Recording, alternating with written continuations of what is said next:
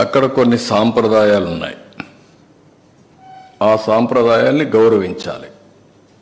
ఇది చాలా టెంపుల్స్లో ఉండే ఆనవాయితీ.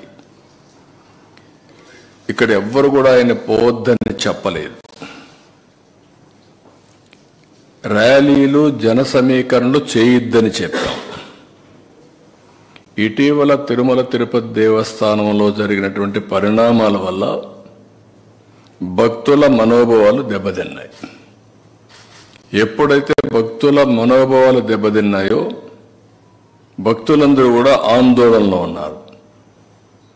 ఆందోళన ఉన్నప్పుడు భక్తులందరూ కలిసి ఒక పక్క ఆర్గనైజేషన్ చేసి, రాజకీయ పార్టీ ఈయన పోయినప్పుడు కొన్ని వేల మందిని మేము కూడా మొబిలైజ్ చేస్తామని లోకల్గా ఇన్ఫర్మేషన్ ఇచ్చారు. ఆటోమేటిక్గా ఎలాంటి అవాంఛనీయ సంఘటనలు జరగకూడదనే ఉద్దేశంతో అక్కడ యాక్ట్ ఆఫ్ 30 అంటే 10 మంది గుమ్ముకూడకూడదని తీసుకొచ్చారు. అయితే ఇప్పుడు ఆయన మాట్లాడేది చూస్తే ఆయనకి ఏ సాకులు ఉన్నాయో నాకు తెలియదు పోకుండా ఉండడానికి. కానీ ఆయన ఏదో నిలిపేశారు, నోటీస్ ఇచ్చారని మాట్లాడుతున్నారు. కానీ షో ఎనీ నోటీస్? నేను స్ట్రైట్గా అడుగుతాను, నీకు నోటీసులు ఏమైనా ఇచ్చారా? నిన్ను వెళ్ళవద్దని ఎవరన్నా చెప్పారా? ఇస్తే చూపేయండి మీడియాకి. ఎందుకు అబద్ధాలు ప్రచారం చేస్తూ ప్రజల్ని మభ్యపెడుతూ ఇష్టానుసారంగా ప్రవర్తించడం ఇది సబబు కాదని. ఎందుకంటే ప్రజా జీవితంలో ఉండే మనందరం కొన్ని సాంప్రదాయాలు పాటించాలి. అందుకే నేను దీన్ని చాలా స్పష్టంగా అడుగుతున్నాను. ఇంకొక పక్కన సమాజంలో ఏ మతానికైనా కొన్ని సాంప్రదాయాలు ఉంటాయి, ఆచారాలు ఉంటాయి. ఎవరైనా సరే అక్కడికి పోవాలంటే గౌరవించి తీరవలసిందే. దేవుని యొక్క ఆచారాలు సాంప్రదాయాల కంటే వ్యక్తుల ప్రమేయం కానీ ఏ వ్యక్తి కానీ గొప్పవాడు కాదు. ఈ విషయం మనం గుర్తుపెట్టుకోవాల్సిన అవసరం ఉంది. దేవుడి ఆచారాలని భక్తుల మనోభావాలను ప్రశ్నించేలా, ధిక్కరించేలాగా ఎవరూ ప్రవర్తించకూడదు. ఇప్పుడు కలియుగ వైకుంఠమైన తిరుమల వెంకటేశ్వర స్వామి హిందువులకి అతిపెద్ద పుణ్యక్షేత్రం. అది హిందువులకు అందరికీ ఒక దివ్యక్షేత్రం. ప్రతి ఒక్కరికి ఒక కోరిక, జీవితంలో ఒక్కసారైనా వెంకటేశ్వర స్వామి దగ్గరికి వెళ్ళి దర్శనం చేసుకొని మొక్కులు తీర్చుకోవాలి అనేది ప్రతి ఒక్కరి యొక్క కోరిక. ఇవన్నీ కూడా అది మన రాష్ట్రంలో ఉండడం తెలుగువారి అదృష్టం. అలాంటి భక్తులు అత్యంత పవిత్రంగా భావించే ఈ క్షేత్ర పవిత్రను కాపాడవలసిన బాధ్యత ప్రతి ఒక్కరిపైన ఉంది. అలాంటిది ఉన్నప్పుడు అక్కడ పోయినప్పుడు నియమాల్ని, ఆగమ శాస్త్రాల్ని, ఆచారాల్ని, నిబంధనల్ని తప్పనిసరిగా పాటించాలి. అలాంటి పాటించకపోతే కొందరి మనోభావాలు కూడా దెబ్బతినే పరిస్థితి వస్తుంది. అందుకే ఈరోజు అతను మాట్లాడిన మాటలు చూస్తే నేను వెళ్తాను, అవి కరెక్ట్ కాదు. నేను హితో పలుకుతున్నా, అనుభవంతో చెప్తున్నా. మీరు నేను ఇంత మునుపుడు పోయాను, నేను ఎందుకు పోకూడదంటే, ఇంత మునుపు మీరు రూల్ వైలేట్ చేస్తే మళ్ళీ చేయాలనా? ఇంత మునుపు చట్టాన్ని ధిక్కరించి మీరు బెదిరించి లోపలికి పోతే శాశ్వతంగా అధికారం అవుతుంది. అది శాసనాల్ని, చట్టాలని చేసే శాసనసభ్యులు మనం చేసిన శాసనాల్ని గౌరవించకపోతే ప్రజలు ఎందుకు గౌరవించాలి? అంటే రౌడీజం చేస్తాం, ఏమైనా చేస్తాం అనే విధంగా మాట్లాడడం కరెక్ట్ కాదు. రెండోది, కాశ్మీర్ ముఖ్యమంత్రి చాలా మంది లా అబైడింగ్ సిటిజన్స్ అంతా ఎవరొచ్చినా గౌరవంగా డిక్లరేషన్ ఇచ్చి లోపలికి వెళ్ళారు. వాళ్ళకి ఎవ్వరు అబ్జెక్షన్ చేయలేదు. అదే మరిగా ఇప్పుడు మాట్లాడుతూ ఒక మాట మాట్లాడుతున్నాడు. నేను 4 గోడల మధ్య బైబిల్ ప్రాక్టీస్ చేస్తానని, బయటకు వెళ్తే హిందూ మతాన్ని గౌరవిస్తానని. గుడ్.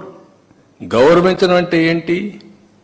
ఆ టెంపుల్కి పోయినప్పుడు ఆ టెంపుల్లో ఉండే సాంప్రదాయాల్ని పాటించడం, అక్కడుండే ఆచారాల్ని అమలు చేయడం, ఆ నియమాల్ని నిబంధనల్ని తప్పకుండా ఉల్లంఘించకుండా పాటించడం అంటే మీరు వేరే మతాల్ని గౌరవించినట్టు. అట్లా కాకుండా నేను ఎప్పుడు ఇంతవరకు ఎవరు అడగలేదు, ఇప్పుడు ఎవరు అడుగుతారు నన్ను, ఇది కరెక్ట్ కాదు. అందుకనే ఈరోజు నేను అడుగుతున్నా, మీకు గౌరవం ఉంది, మీరే ఒప్పుకుంటున్నారు, నేను బైబిల్ చదువుకుంటానని. నువ్వు బైబిల్ చదువుకున్నప్పుడు నువ్వు యాక్సెప్ట్ చేస్తున్నావు. యాక్సెప్ట్ చేసినప్పుడు తప్పు లేదు దాంట్లో. ఎందుకు ఇంట్లో రూమ్ చదవాలి, బయట కూడా చదువుకోవచ్చు. బట్ ఐఎమ్ సేయింగ్ ఎందుకు చర్చకి పోకూడదు? I'm asking straight question, don't mistake me. రాష్ట్రంలో ఉండే ప్రజలందరూ ఆలోచించాలి. నేను హిందూని, వెంకటేశ్వర స్వామి దగ్గరికి పోతాను, నేను ఓపెన్గానే పూజలు చేస్తాను. అదే మరి చర్చికి పోతాను, వాళ్ళ నియమాల్ని నిబంధనల్ని పాటిస్తాను. మసీదు పోతాను, వాళ్ళు గౌరవిస్తాను. మత సామరస్యాన్ని కాపాడుతాం, సొంత మతాన్ని ఆచరిస్తాం. There is nothing wrong in it. Why should we hide? ఎందుకు దాచిపెట్టుకోవాలి? నేను లోపల ఎందుకు చదవాలి? You can read outside, nothing wrong. నేను తప్పుపడడం లేదు. కానీ లోపల మాత్రం చేస్తాను, బయట మాత్రం చేయను, నాది మానవత్వం అని మాట్లాడుతున్నాను. నేను మానవత్వం ఏంటి? మత సామరస్యాన్ని కాపాడడం మానవత్వం కాదు. మీరేమంటున్నారు? నేను ఎప్పుడో చెప్పాను, పాబ్లో ఎస్కోబార్ అని. ఆ లీలల వల్ల, చేసిన అరాచకాల వల్ల ఒక్కొక్కటే బయట వస్తా ఉంటే ఇవి కూడా జరుగుతాయని మీకు ఆశ్చర్యం లేదు? కంపేర్ చేసుకోండి. ఎస్కోబార్కి ఇది డిఫరెన్సెస్. ఈ మధ్య జరిగినటువంటి ఆల్ సంఘటనలు, ఇంకా జరగబోయే సంఘటన కూడా మీరు చూసుకుంటే అవే జరుగుతున్నాయి. దాన్ని పెద్ద ఇది చేస్తూ ముందుకు మాట్లాడుతున్నారు. అదే మాదిరిగా పదే చెప్పిన అబద్ధాన్ని తిప్పి చెప్పడం, పేపర్లో రాయడం, టీవీలో చూపించడం, బ్లూ మీడియాలో అదే ప్రచారం చేయడం. ఇక్కడ కల్తీనే జరగలేదు అంటాడు. కల్తీని జరగలేదు అంటూనే ఈవో చెప్పాడంటాడు జరగలేదని. ఈవో పదే చెప్పాడు. ఏదైతే ఆ కంపెనీ ఉందో, ఏఆర్ కంపెనీ, ఏఆర్ డైరీ, ఆ డైరీ 8 ట్యాంకర్లు పంపించింది. 4 ట్యాంకర్లు కన్జ్యూమ్ చేశారు. పదే వచ్చిన కంప్లైంట్ చూసిన తర్వాత ఈవో చెప్పినా వినలేదు కాబట్టి ఈ 4 ట్యాంకర్లు రిజెక్ట్ చేసినప్పుడు ఎన్డీడీబీకి పంపించారు, టెస్టింగ్ పంపించారు, ఎన్ఏబిఎల్ టెస్టింగ్. ఇది ఎన్డీడీబీ ఇచ్చిన రిపోర్ట్. ఇది మేము తయారు చేసిన రిపోర్ట్ కాదు. ఇది క్లియర్గా ఎన్డీడీబీ రిపోర్ట్ ఇస్తే ఆ రిపోర్ట్ను తప్పు పెట్టేట్టుగా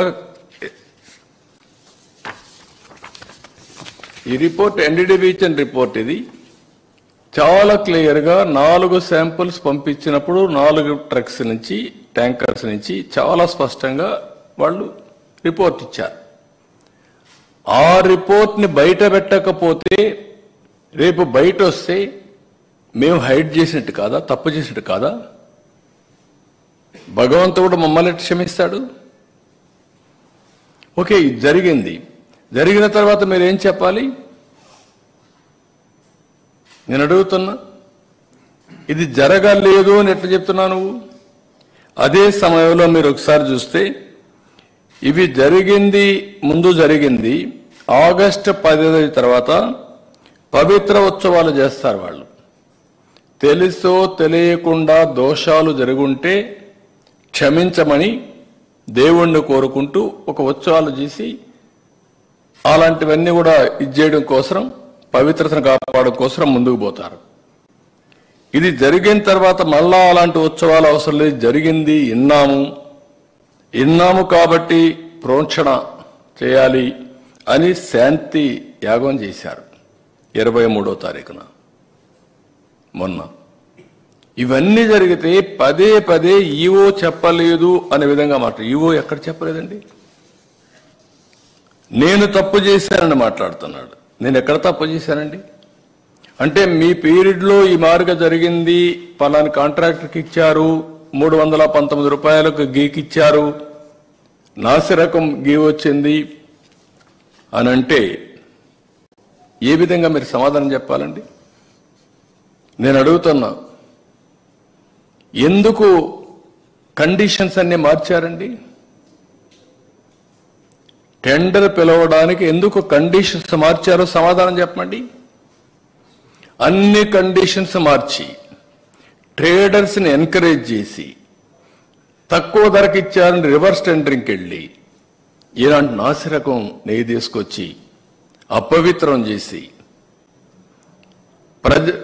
ఎన్నిసార్లు భక్తులు ఆందోళన చేశారండి. అక్కడ అన్నదానంలో అన్నం బాగాలేదని, భోజనం బాగాలేదని ఎన్నిసార్లు చెప్పారండి?